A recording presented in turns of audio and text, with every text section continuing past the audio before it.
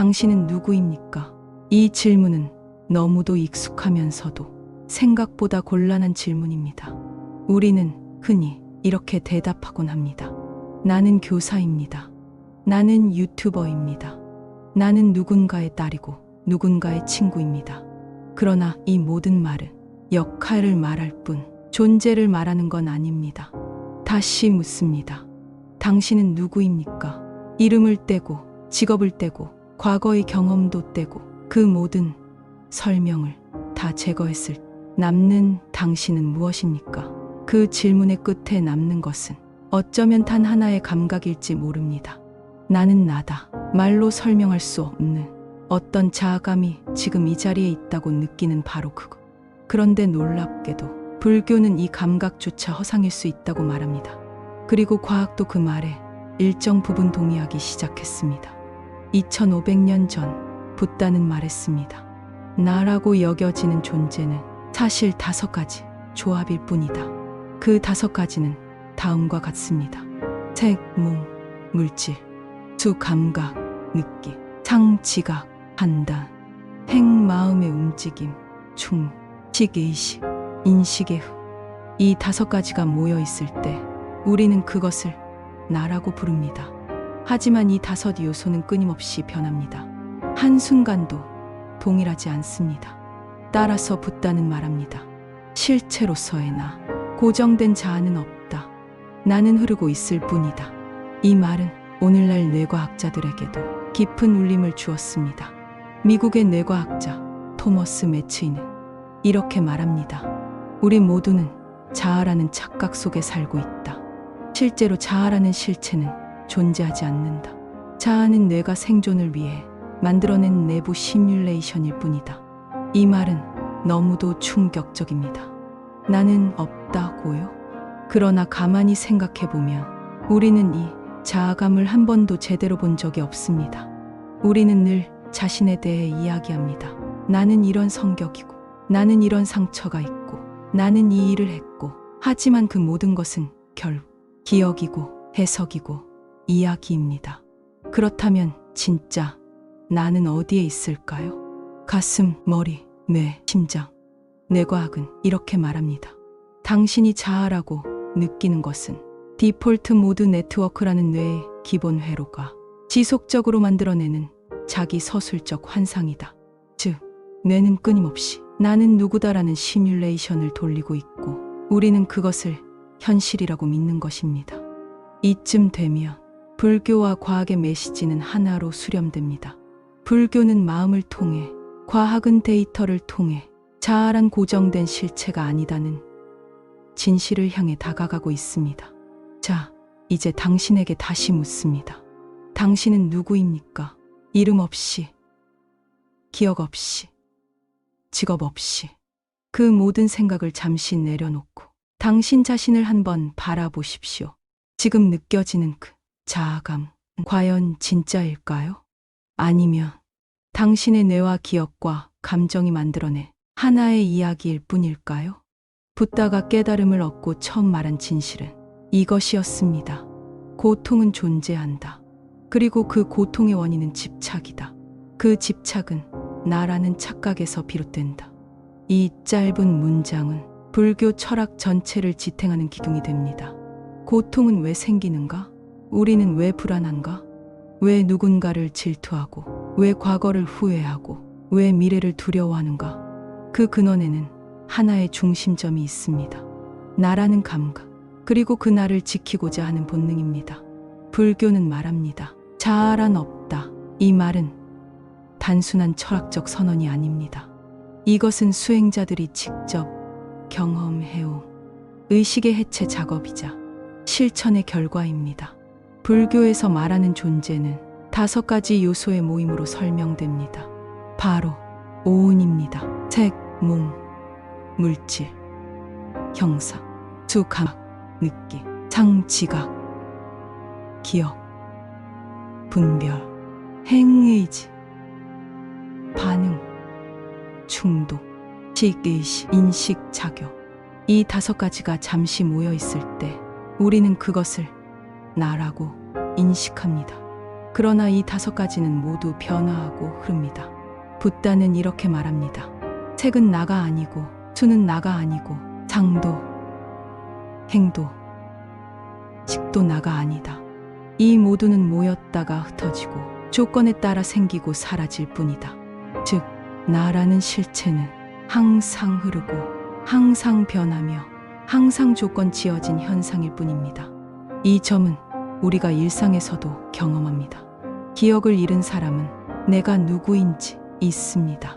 감정적으로 큰 충격을 받은 날, 우리는 평소에 나가 아닌 것처럼 행동합니다. 몇 년 전의 나를 떠올리며 정말 그게 나였나? 하고 낯설게 느껴지기도 합니다. 그렇다면 그 모든 상태가 진짜 나였던 걸까요? 혹은 그 어떤 것도 진짜가 아니었던 걸까요? 불교는 그 모든 질문을 하나의 문장으로 응축합니다.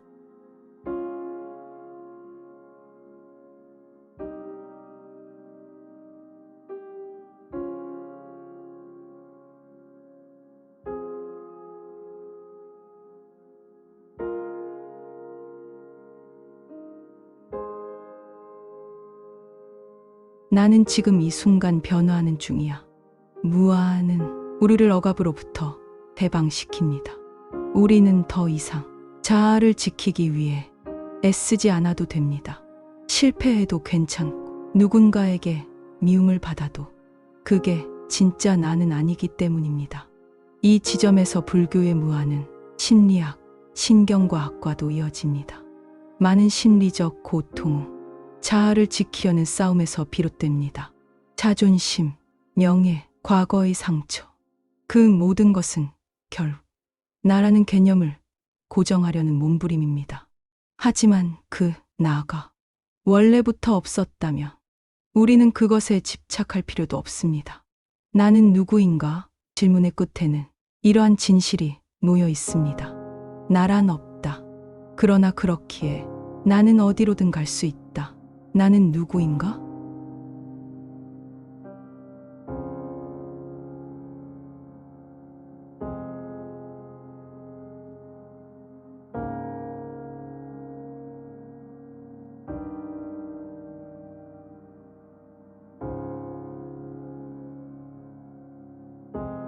우리에게 안정감을 주는 동시에 과도하게 활성화되며 우울, 불안, 강박의 원인이 되기도 합니다. 즉, 뇌는 끊임없이 나에 대해 고민하고 평가하고 걱정하며 가상의 자아를 구성해내고 있는 것입니다. 자아는 그러면 어디에 존재하느냐? 이 질문에 대해 과학은 점점 조심스러운 입장을 취하게 되었습니다. 자아는 어디에도 중심이 없습니다. 심지어 뇌 속에서조차 여기가 나다라고 말할 수 있는 고정된 좌표는 존재하지 않습니다. 가장 충격적인 실험 중 하나는 스플릿 브레인 실험입니다. 간질 치료를 위해 좌우 뇌를 연결하는 신경다발이 뇌량을 절단한 환자들이 두 개의 서로 다른 자아를 보여준 실험입니다. 예를 들어 왼쪽 시야에 보여준 이미지는 오른쪽 뇌가 처리하고 오른쪽 뇌는 언어를 담당하지 않기 때문에 그 사람이 그것을 보았다는 인식을 말로 표현하지 못합니다. 그러나 몸은 그 자극에 반응을 보입니다. 심지어 말은 그걸 보지 못했다고 말하면서도 손은 정확히 그것을 집어듭니다. 이 실험은 하나의 자아라는 개념이 뇌의 통합적 작용에 불과하며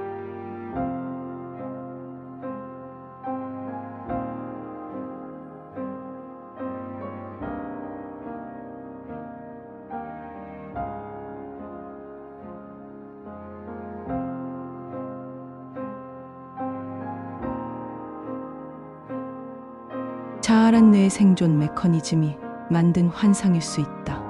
이것은 허무한 결론이 아닙니다. 오히려 위대한 해방입니다.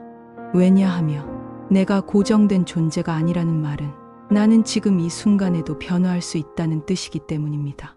내가 느끼는 자아가 단지 신경적 패턴이라면 그 패턴을 바꾸는 방법도 존재한다는 뜻입니다. 예를 들어 명상이나 집중 훈련을 할 때 자아 네트워크의 활동이 현저히 줄어들고 대신 지금 이 순간에 감각에 집중하는 다른 회로가 활성화됩니다. 이 상태에서는 나는 누구인가 라는 생각조차 사라지고 그저 숨을 쉬고 있다는 존재감만이 남습니다. 그리고 그 순간 우리는 나라는 허상에서 잠시나마 벗어나게 됩니다. 이제 우리는 다시 묻습니다. 자아는 실제하는가? 아니면 자아는 단지 정보의 회로가 만들어내 가장 정교한 환상일 뿐인가? 무아는 이론이 아니라 경험입니다. 불교는 자아가 없다는 사실, 단지 말로 설명하지 않습니다. 수행자가 직접 체험하게 만듭니다. 그 체험의 도구가 바로 명상입니다. 명상은 단지 눈을 감고 가만히 앉아 있는 시간이 아닙니다. 명상은 자아가 만들어내는 이야기의 흐름에서 빠져나와 있는 그대로의 순간으로 돌아가는 훈련입니다. 생각이 지나가고 감정이 떠오르고 몸이 근질거리더라도 그 모든 것을 나라고 여기지 않고 그저 관찰하는 훈련. 그리고 어느 순간 나라는 말조차 사라지고 오직 지금만이 남는 순간이 찾아옵니다. 불교에서는 이 상태를 무아의 순간이라고 말합니다. 자아를 붙잡지 않고 느낌이나 생각을 나라고 여기지 않으며 그저 존재하는 상태. 그 순간 고통이 사라지고 깨달음이라고 불리는 틈이 열립니다. 놀랍게도 현대 뇌과학은 이 경험을 측정 가능한 현상으로 포착하기 시작했습니다. 미국 위스콘신대의 리처드 데이비슨 박사는 티베트의 고승들과 함께 명상 중의 뇌파를 측정했습니다. 그 결과 명상 중에는 일반인보다 훨씬 강력한 감마파 활동이 나타났고 자기참 조적 사고와 연관된 디폴트 모드 네트워크는 현저하게 비활성화되었습니다. 이는 자아 활동이 사라지거나 무력화된 상태를 의미합니다. 또한 하버드 의대의 연구에서는 단 8주간의 마음챙김 명상만으로도 뇌의 회색질 두께가 변화하고 자기 비판적 사고가 줄어들며 감정 조절 능력이 향상된다는 결과가 나왔습니다. 불교 수행이 단지 철학이 아니라 신경생리학적 변화를 일으키는 구체적 수련 방식이라는 것을 의미합니다. 이것은 무엇을 말해줄까요? 불교는 무아를 이야기할 뿐 아니라 그 무아를 직접 체험하게 하는 기술을 수천 년 전부터 갖고 있었던 것입니다. 그리고 이제야 그 체험의 물리적 기반을 발견하기 시작한 것이죠. 이런 이유로 현대 과학자들, 특히 인공지능, 뇌과학, 물리학 분야의 학자들은 불교를 단순한 종교가 아니라 의식에 대한 체계적 실험 전통으로 받아들이기 시작했습니다. 불교는 말합니다. 고통은 나라는 착각에서 비롯된다. 과학은 말합니다. 자아는 뇌가 만들어낸 구성이다. 둘은 서로 다른 언어를 쓰지만 동일한 공간을 향해 걷고 있습니다.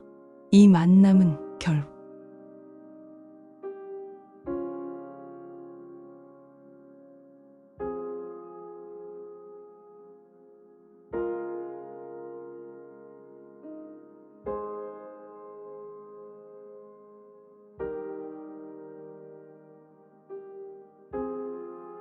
내가 없다면 누가 이 삶을 살아가는가?